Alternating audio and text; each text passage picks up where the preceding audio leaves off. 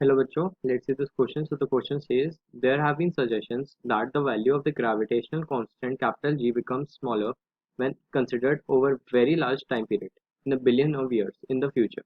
If that happens for our Earth, option A is nothing will change. Option B, it will become hotter after billion of years. Option 3, it will be going around strictly in a closed orbit. Option C, after sufficient long time, it will leave the solar system. So the key concept of the question is gravitational force.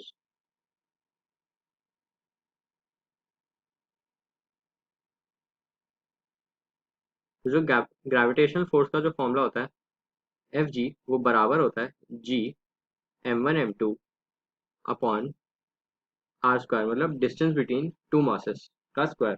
तो अब इस question में हमें बोला जा रहा है studies कहती हैं कि जो ग्रेविटेशनल कांस्टेंट कैपिटल जी की वैल्यू है वो टाइम के साथ साथ कम होती रहेगी फ्यूचर में। तो कैपिटल जी अगर कम होगा तो जो एफ जी है मतलब ग्रेविटेशनल फोर्स है डायरेक्टली प्रोपोर्शनल है ग्रेविटेशनल कांस्टेंट कैपिटल जी के।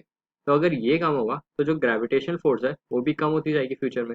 अगर ग्रेविटेशनल फोर्स कम होती जाएगी तो जो सन और सन और जो अर्थ के बीच में जो ग्रेविटेशनल फोर्स है gravitational force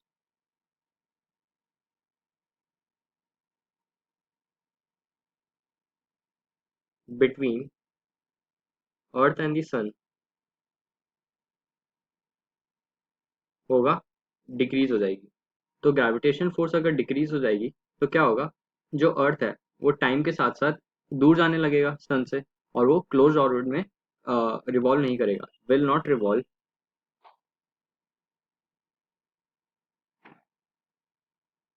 in close orbits.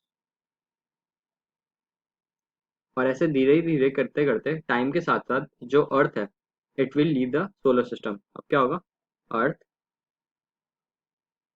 Will eventually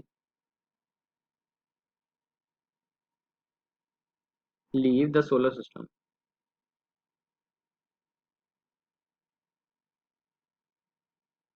तो अगर हम ऑप्शन देखें, option A is nothing will change ऐसा तो नहीं होगा। Option B is it will become hotter after billion of year, ऐसी कोई स्टडीज नहीं कहती। Option three is it will be going around strictly in a close orbit, ऐसा नहीं है, जो उसके ऑर्बिट्स होंगे वो क्लोज नहीं होंगे। Option four is after sufficiently long time it will leave the solar system. So option D is the correct choice. Hope you understood it well. Best of luck.